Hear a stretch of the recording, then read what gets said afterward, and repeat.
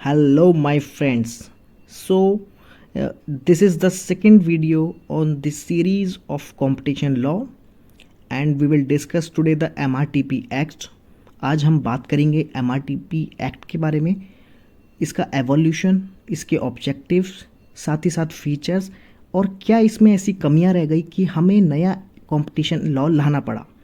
तो इन सारी बातों पे आज बात करेंगे and this is the second video in this series. So इसमें और भी कई सारी वीडियोस आएंगी, तो आप बने रहिए और कंपटीशन लॉ पढ़ते रहिए। तो चलिए शुरू करते हैं। First of all, evolution of MRTP act.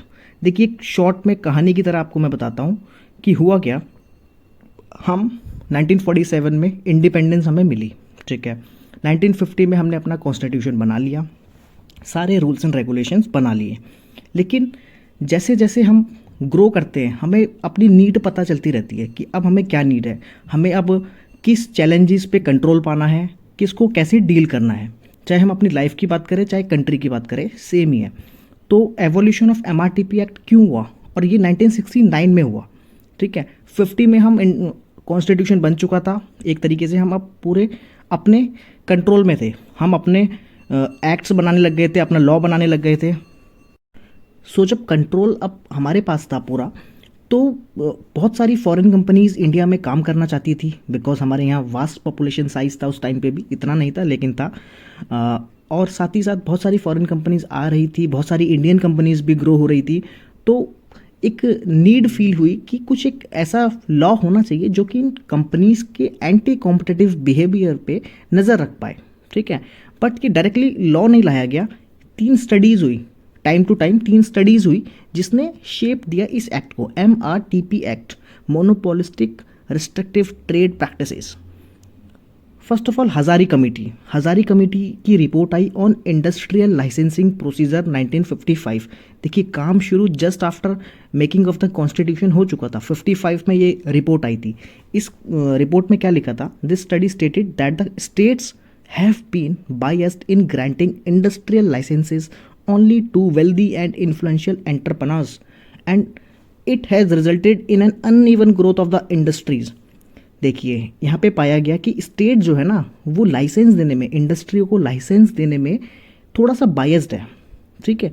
और ये सिर्फ लाइसेंस उसे ही देता है जो वेल्दी है और इन्फ्लुएंशियल है, ठीक है। जिससे क्या होता है कि अनइवन ग्रोथ हो रही है इंडस्ट्रीज़ में, बिकॉज जो वेल्दी है वो और रिच बन रहा है, रिच बिकम रिचर, और जो पुअर है, पुअर तो नहीं बोलेंगे लेकिन जो और उनसे नीचे लेवल पे हैं, उनको उतनी अपॉर्चुनिटीज़ नहीं मिल पा रही है जितनी ऊपर वालों को मिल रही है। इस कमेटी ने यह पाया। सेकंड कमेटी आई 64 में, महालनोबिस कमेटी। इसमें क्या था? ये रिपोर्ट थी on distribution and level of income पे इसने बात किया। इस स्टडी ने कहा कि the economic model was planned in a way that it supported the successful industrialist and a handful of influential groups. कि हमारा जो इकोनॉमिक मॉडल है अभी तक वो ऐसा है कि हम सिर्फ सक्सेसफुल वाले को ही सपोर्ट कर पा रहे हैं, और साथ ही साथ जो कि इनकम का जो कंट्रोल है ना, वो उन्हीं के हाथ में है जो कि बड़े लोग हैं। मतलब बड़े लोग और पैसे वाले बन रहे हैं, और जो गरीब है वो उसको अपॉर्चुनिटीज़ नहीं मिल पा रही है। तो सेम, ऑलमोस्ट सेम, लेकिन इनका जो कंट्रीब्यूशन है वो अलग अलग है, बिकॉज वो इंडस्ट्रियल लाइसेंसिंग में बात कर रहा था, ये लेवल ऑफ इनकम पे बात कर रहा है कि देखिए, जिसकी इनकम ज़्यादा है उसकी तो और बढ़ रही है, लेकिन जिसकी पहले से ही कम है उसकी उस रेशियो में नहीं बढ़ पा रही है। तो ये महालनोबिस कमेटी ने बोला। नाउ थर्ड जो इसमें स्टडी हुई वो हुई मोनोपोलीज इंक्वायरी कमीशन। ये बहुत इंपॉर्टेंट है। यहाँ पे इंक्वायरी में आई वाला इंक्वायरी आना था, कोई बात नहीं। ये रिपोर्ट थी दास गुप्ता की, 1965 में हुई, just after Mahalanobis committee. According to this study, the economic power was in the hand of few commercial houses and restrictive and monopolistic trade practices were widespread. अब पाया गया कि देखिए, ये जो पावर है ना, इकोनॉमिक पावर, ये कुछ ही फ्यू कमर्शियल हाउसेस के पास है, कुछ ही इंडस्ट्रीज़, कुछ ही कमर्शियल घराने हैं, उन्हीं के पास में ये पावर देखी गई है, और जिसका वो मिसयूज़ कर रहे हैं, ठीक है। साफ साफ पाया गया कि मोनोपोलिस्टिक ट्रेड प्रैक्टिसेस बहुत धड़ल्ले से चल रही है। तो इसके लिए हमें कुछ ना कुछ करना पड़ेगा, इस कमेटी ने बोला, ठीक है। अब जो ये MIC कमेटी है ना, MIC, मोनोपोलीज इंक्वायरी कमीशन की ये जो कमेटी है, इसी की रिकमेंडेशन पे आफ्टर ऑल 1969 का ये जो एक्ट है एमआरटीपी एक्ट ये आया गया। हालांकि 2 स्टडीज़ मैंने आपको पहले भी बता दी, लेकिन जो मेन है दास गुप्ता कमेटी, ये डायरेक्टली पूछ लेता है कि कौन सी कमेटी के रिकमेंडेशन पे एमआरटीपी एक्ट आया, तो वो है दास गुप्ता। बाकी स्टडीज़ ऊपर वाली भी है, ठीक है। तो इसने तो पूरा क्लियरली पाया कि भैया restrictive and monopolistic trade practices बहुत धड़ल्ले से चल रही है, अब हमें इसे कंट्रोल करने की ज़रूरत है, ठीक है।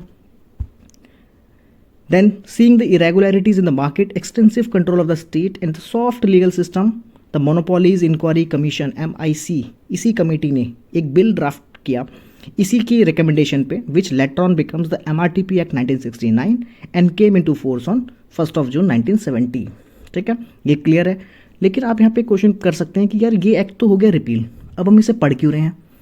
इसलिए पढ़ रहे हैं क्योंकि ये एक्ट रिपील तो हो गया, लेकिन इसके कई सारे प्रोविजंस कैरी फॉरवर्ड हुए हैं। साथ ही साथ ये एवोल्यूशन और एक पूरी स्टोरी में मदद करता है कि हमारी कंट्री में क्या सिचुएशन थी, कैसे आया, कैसे ये गया, क्योंकि इसके जाने के जो रीजंस हैं वो इसके आने पे डिपेंड है, और साथ ही साथ वो नए एक्ट की शुरुआत के लिए भी काफ़ी महत्वपूर्ण है, इंपॉर्टेंट है। तो हमें सब कुछ जानना चाहिए।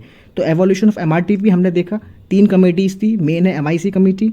1970 में ये हमारा एक्ट आ गया, ऑल दो डेट वो इंपॉर्टेंट नहीं रही अब, तो इतना इसके लिए सफिशिएंट है। अब आगे हम देखते हैं इसके ऑब्जेक्टिव्स क्या थे। ये एक्ट तो आया, ठीक है, एक्ट तो आ गया, लेकिन इसके ऑब्जेक्टिव्स क्या थे, इसका करना क्या था इसे आगे? पहली बात, ये आया था prevention of concentration of economic power to the common detriment. Economic power का कॉन्सेंट्रेशन ना हो पाए उसको प्रिवेंट करने के लिए, ठीक है। सेकंड था मोनोपोलीज को कंट्रोल करना है। मोनोपोलीज आपको पता है, मैंने प्रीवियस वीडियो में भी बताया था, single seller and multiple buyers, this is called monopoly. तो इसे कंट्रोल करना है कि सेलर हमेशा सिंगल ही ना रहे और भी सेलर्स की एंट्री हो पाए उस सेक्टर में, वो भी एमआरटीपी एक्ट का एक ऑब्जेक्टिव था। Next is prohibition of MTP. ये 3 अभी वर्ड्स आएंगे, जिसमें से पहला है एमटीपी। ये बहुत इंपॉर्टेंट है, ये आपका कॉम्पिटिशन लॉ में भी पीछा नहीं छोड़ेंगे, ठीक है। Prohibition of MTP, monopolistic trade practices को प्रोहिबिट करना। क्या है ये, डिटेल में मैं नेक्स्ट स्लाइड्स में बताऊंगा। एक और ऑब्जेक्टिव है prohibition of RTP, restrictive trade practices, and prohibition of UTP, unfair trade practices. ये तीनों वर्ड्स बहुत इंपॉर्टेंट है।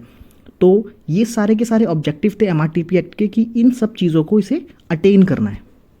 नाउ नेक्स्ट, अब इसके कुछ फीचर्स थे। फीचर्स मतलब इस एक्ट के अंदर कुछ खास बातें। क्या खास बातें? जैसे एमआरटीपी कमीशन इसमें बनाया गया, जो कि देखता था कि हाँ कहाँ कहाँ ये एक्टिविटीज़ चल रही हैं। Second is director general of investigation and registration थी, एक पोस्ट बनाई गई जो कि एक्चुअल में इन्वेस्टिगेशन करते थे अगर कहीं पाया जाता था या फिर शक होता था तो। Second is MTP. अब देखिए एक फीचर है इसका एमटीपी, मोनोपोलिस्टिक ट्रेड प्रैक्टिसेस। अभी ये होता क्या है, देखिए ट्रेड प्रैक्टिसेस मतलब व्यापार में की गई कुछ प्रैक्टिस जो कि हम डेली एक्टिविटी बोल सकते हैं। अब मोनोपोलिस्टिक का मतलब है कुछ ऐसे काम करना जिससे आपकी मोनोपोली या तो साबित होती हो या तो आप अपनी मोनोपोली क्रिएट करना चाहते हैं, ठीक है। अगर आप अपनी मोनोपोली क्रिएट करना चाहते हैं तो सिंपल सी बात है, आप दूसरे को आने नहीं देंगे मार्केट में। पहली बात, अगर आपकी मोनोपोली पहले से है तो आप उसका मिसयूज़ करेंगे। कैसे? आप प्राइजेस ज़्यादा चार्ज करेंगे, कंज्यूमर का उससे बेनिफिट तो नहीं होने वाला, नुकसान ही होगा, ठीक है। मतलब वो डेवलपमेंट रुक जाएगा। तो यही कुछ पॉइंट्स है कि जो एमटीपी में रिजल्ट करते हैं, जो आते हैं, जैसे कि अनरीजनेबल प्राइसिंग। अगर भैया आपकी मोनोपोली है तो आप कोई भी प्राइस रखो, आपकी मर्जी, आप ही हो, क्योंकि कॉम्पिटिशन तो है ही नहीं और कंज्यूमर के पास कोई ऑप्शन नहीं है, ठीक है। सेकंड होता है इसमें लिमिटिंग और रेस्ट्रिक्टिंग कंपटीशन और नो फ्री मार्केट, आप दूसरे को आने नहीं दोगे। तीसरा इज लिमिटिंग डेवलपमेंट, जब ना कोई आ सकता है ना कोई जा सकता है, आप ही हो जो हो, तो डेवलपमेंट क्यों करोगे आप? जो प्रोडक्ट चल रहा है चलता रहेगा, ठीक है ना। Next is making unreasonable profits, और ये सारी चीज़ें करोगे तो आपका प्रॉफिट तो भैया अनरीजनेबल ही होगा, ठीक है। तो ये एक्चुअल में ये पूछ लेता है कि एमटीपी की सिचुएशंस क्या है, और या फिर सिचुएशन देगा बताओ ये एमटीपी है, आरटीपी है, यूटीपी है, तो इसलिए आपको ये जानना इंपॉर्टेंट हो जाता है। तो एमटीपी मतलब जो भी सिचुएशन जिससे आपकी मोनोपोली साबित होती हो या फिर आप मोनोपोली क्रिएट करना चाहते हो, ठीक है। नेक्स्ट, ये भी इसका एक फीचर था। नेक्स्ट है आरटीपी, रिस्ट्रिक्टिव ट्रेड प्रैक्टिसेस। कुछ ऐसा करोगे कि जिससे जो हमारा ट्रेड है वो रिस्ट्रिक्ट होता है, ठीक है। कैसे? कुछ ऐसी कंडीशंस आप लगाओगे, जैसे refusal to deal with consumers, कि कंज्यूमर के साथ ये वाली डीलिंग नहीं करनी है, तो फिर ये एक ये ऑप्शन हो गया। सेकंड इज सेलेक्टिव डीलिंग्स, मतलब हम इस प्रोडक्ट पे डील करेंगे या फिर इससे हम डील करेंगे, इससे नहीं करेंगे, ठीक है। Third one is discrimination is price scheme, इसके लिए अलग प्राइस, यहाँ के लिए अलग प्राइस, या फिर जोग्राफिक वाइज या फिर पर्सन टू पर्सन हम अलग अलग प्राइस रखेंगे, तो वो आरटीपी में आता है। Next is restriction of area, आपने एरिया ही अलग अलग डिवाइड कर दिए कि इस एरिया में हम सामान नहीं बेचेंगे और इस एरिया में बेचेंगे, या फिर आप दो हो या दो से ज़्यादा हो तो आपने अपने अपने एरियाज डिवाइड कर दिए कि आप यहाँ माल बेचो, हम यहाँ बेचेंगे, आप यहाँ लूटो, हम यहाँ लूटेंगे, ठीक है।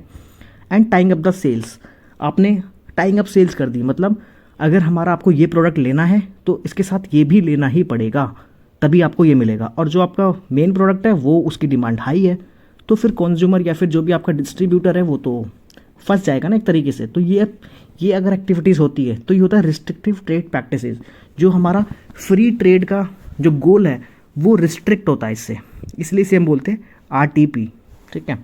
ये भी इसका फीचर था एमआरटीपी का कि इसको रोकना है। नेक्स्ट इज यूटीपी, ये बहुत इंटरेस्टिंग और अच्छा है, इसमें आप कुछ नया सीखेंगे। अभी देखिए क्या है ये है अनफेयर ट्रेड प्रैक्टिस। यहाँ पे क्या होता है कि आप अनफेयर ही कुछ काम कर रहे हो, अनफेयर मतलब गलत, गलत सिंपल दिख रहा है हमें ये गलत है, आप वही कर रहे हो। It was incorporated in the statute after the act amended in 1984, ठीक है। इनिशियली 69 में ये नहीं था, ये 84 में आया, और इसके बारे में एक और बात बताऊँ, ये 84 में आया और 86 में चला गया। कहाँ गया, पहले एग्जाम्पल इसके पढ़ते हैं फिर बताऊँगा कहाँ गया। तो इसमें आता है होर्डिंग और डिस्ट्रक्शन ऑफ गुड्स, अगर आप होर्ड करते हो, डिस्ट्रक्शन ऑफ गुड्स करते हो तो यूटीपी माना जाएगा, गलत काम है। Promoting false and misleading promotional contest, गलत गलत एडवर्टीजमेंट्स दिखाते हो, ठीक है, तो गलत है, वो सबको पता है, आपको भी पता है, तो वो यूटीपी में आएगा। बार्गेनिंग सेल्स करते हो, यूटीपी में आएगा। Misleading advertisement and false representation, representation मतलब गलत ही, आप जैसे जो स्टिकर्स लगते हैं प्रोडक्ट के पीछे उसमें गलत बातें लिखी है, गलत मीन्स रॉन्ग है, वो आपके एक्चुअल प्रोडक्ट से मैच ही नहीं करती, तो ये सब चीज़ें किस में आएगा, यूटीपी में आएगा, ठीक है। सो ये सारी चीज़ें यूटीपी में आएगी। तो अब आप इसको देख के बता सकते हो कि यूटीपी कहाँ गया होगा, पता चला। तो देखिए यूटीपी कहाँ गया, कंज्यूमर प्रोटेक्शन एक्ट बन गया यूटीपी, ठीक है। यूटीपी उठा के बना दिया 1986 में, कंज्यूमर प्रोटेक्शन एक्ट 1986, तो ये 84 में आया, 86 में इसके लिए हमें मतलब इसकी नीड फील हुई कि यार ये तो एक बहुत ही बड़ा सेगमेंट है, इसके लिए तो पूरा कंज्यूमर पे ही इफेक्ट कर रहा है, और वो भी नेगेटिवली, ये तो दिख रहा है कि ये नेगेटिव चीज़ें, तो इसके लिए एक अलग ही एक्ट बनाते हैं, और 1986 में इसको अलग एक्ट में डाल दिया गया, ठीक है। सो ये सब फीचर थे एमआरटीपी एक्ट के। अब हम देखते हैं इसकी लिमिटेशंस, इसमें कुछ ना कुछ कमियां तो रही होगी, तभी हमें 2002 में फिर एक नया एक्ट लाना पड़ा, बिल्कुल रही होगी। अब वो कमियां क्या हैं ज़रा देख लेते हैं। First is there were several ruling of the Supreme Court as well as MRTP commission which express the need for stronger provisions. पहली बात देखिए 69 में एक्ट आया, ठीक है, अब 2002 में हमें अलग लाना पड़ा, उसके बीच में जो हुआ ना, बहुत सारी सुप्रीम कोर्ट की रूलिंग्स आई, एमआरटीपी कमीशंस के कुछ डिसीजंस आए, जिससे हमें पता चला कि कुछ स्ट्रॉन्गर प्रोविजंस होने चाहिए। टाइम टू टाइम क्या होता है कि प्रोविजंस को चेंज करने की ज़रूरत पड़ती है, क्योंकि इकोनॉमिक सिचुएशन चेंज हो जाती है। जैसे हमने 1991 में देखा एलपीजी आया, मतलब सिलेंडर नहीं, लिबरलाइजेशन, प्राइवेटाइजेशन एंड ग्लोबलाइजेशन आया, तो उससे क्या हुआ, इकॉनमी फ्री हो गई, फॉरेन कंपनीज़ की एंट्री बहुत ईजी हो गई। तो अब क्या वो हमारा इंटरनल एक्ट काम कर पाएगा, नहीं, प्रोविजंस चेंज करने पड़ेंगे। इस हिसाब से बहुत सारी रूलिंग्स थी कि भैया हमें कुछ स्ट्रॉन्गर प्रोविजंस चाहिए, तो ये एक रीज़न बना इसकी लिमिटेशन का। Second is different cases revealed the inadequacy of MRTP act with regard to, क्योंकि एमआरटीपी एक्ट में ये प्रोविजंस नहीं थे और ये एक्टिविटीज़ मार्केट में देखी गई। कौन कौन से, बिड रिगिंग, ये सब मैं आपको समझाऊंगा आगे आने वाली वीडियोस में कि बिड रिगिंग क्या होता है, कार्टल्स क्या होता है, कोल्यूजन्स क्या होता है। यहाँ पे कुछ कुछ स्पेलिंग्स गलत हो गई होगी, उसको आप इग्नोर कीजिएगा। एंड प्राइस फिक्सिंग क्या होता है, प्रीडेटरी प्राइसिंग क्या होता है, अब्यूज़ ऑफ डोमिनेंट पोजीशन क्या होता है, ये सारी की सारी जो चीज़ें हैं ना, ये एमआरटीपी में कवर नहीं होती है, ये हमें पता चला, और जबकि होनी चाहिए, इसलिए बोला गया कि भैया कुछ इसकी ये लिमिटेशन है और कुछ नया एक्ट तो चाहिए। नेक्स्ट इज देखिए 1991 का इकोनॉमिक रिफॉर्म हुआ, जिससे क्या हुआ, change in international and domestic trade, a stronger and adequate law was needed, to cope up with the progressive changes on the economic and trade front, and this gave birth to the Competition Act 2002. ये सारी की सारी limitations थी जिसने competition act 2002 को push करने में और बर्थ में उसकी हेल्प करी. So this is the end of this video. अगली वीडियोज़ में आगे कंटिन्यू करेंगे. Stay tune and subscribe the channel, like the video. Thank you so much. Bye bye.